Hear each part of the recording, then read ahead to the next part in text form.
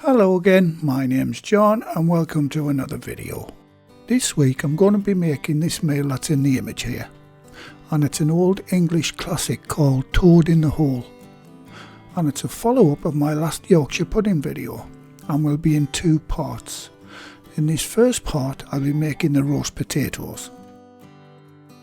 Okay, I'll start by preheating the oven to 200 degrees Celsius, that's 395 Fahrenheit or gas mark 6.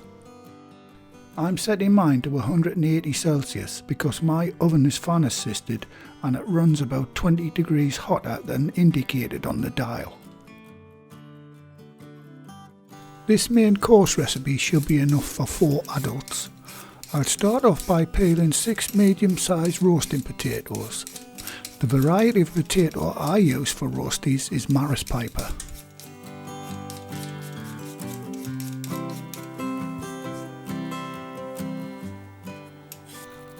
I'll speed through the peeling process. Once they're peeled, I'll split the potato in half down the long side. These are a good size for roasties. Then I'll give them a quick wash.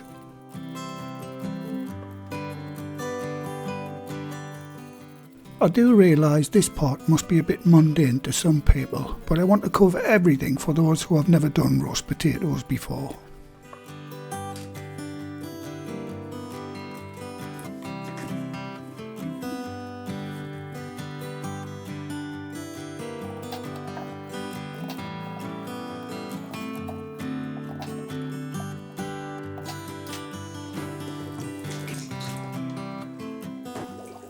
This next part is very important to achieving a good roast potato, and that is to parboil them for a few minutes.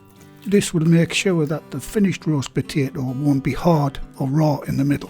It also cuts down on the roasting time in the oven, and in turn that shorter roasting time will prevent the skin of the potato becoming hard and leathery. Right, I'll put the pan on the heat and bring it to the boil. Soon as it starts to boil, I'll set the timer for 4 minutes, and that's all they need. Any longer than that and the potatoes will be in danger of becoming too soft and will start to break up. So if you are doing these, don't wander off and do something else, or you'll end up with mash instead of roasties. Although that's a win-win in my book, I love mash as well. While I was waiting for the potatoes to boil, I had a sink of cold water filled and ready to plunge the hot potatoes into. This is for 2 reasons. 1, it halts the cooking process, and 2, I need them cool enough to handle for the next step.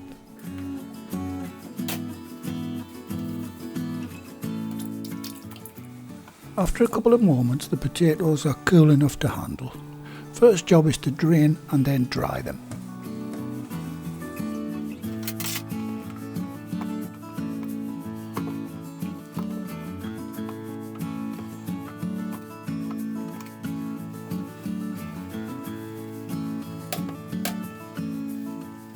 Before going any further, I'll get the tin into the oven with approximately 2 ounces of beef dripping to start getting hot. I would normally use goose fat, but it's a bit difficult to find these days. You can use lard or vegetable oil too. To make the top of the roast potato extra crispy and aesthetically pleasing to the eye, get a fork and start scratching up the surface of the potato like I'm doing in the video. It only takes a couple of moments and it's well worth the effort. Also, to make this job easier, find a fork with sharp tines.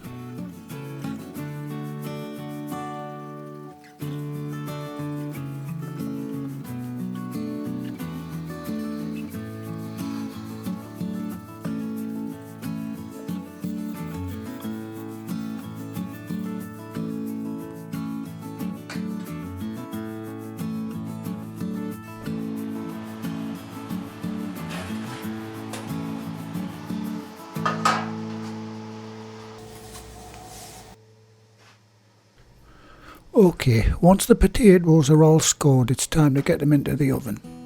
Carefully place them into the hot fat. Try to avoid any splashes. Then give the potatoes a good toss around in the tin to get them completely coated in the fat before putting them on the top shelf in the oven. These roasties can take anywhere from 45 to 60 minutes. I'll set the timer for 30 minutes, then move them to the bottom shelf for the final 15 to 30 minutes.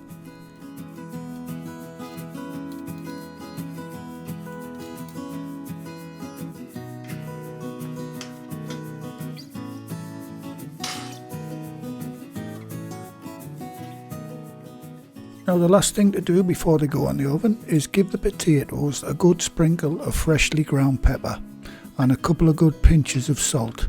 I'm using coarse sea salt.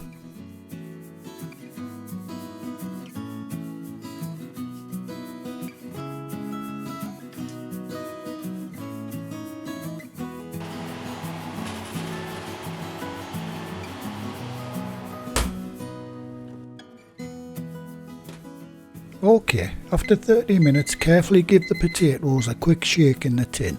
A little tip here. If for some reason your potatoes are stuck at this point, don't go prodding at them with a fish slice or a hammer and chisel or anything. Just leave them alone and they will more than likely free themselves by the time they're done. Now I'll move them to the bottom shelf. And going off the pale colour of mine, I'm going to give them another 30 minutes.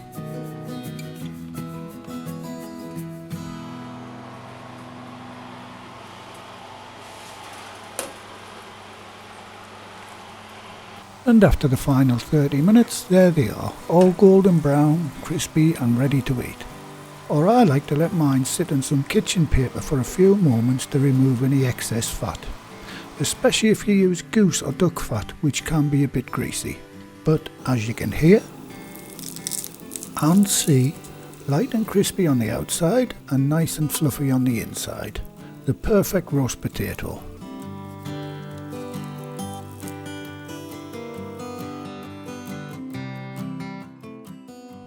Well, that's about it for part 1 of this video. Please like, share, comment and maybe subscribe by hitting the circle above. In the meantime, here's some other videos you may want to watch. Okay, until the next time, thanks very much for watching and bye for now.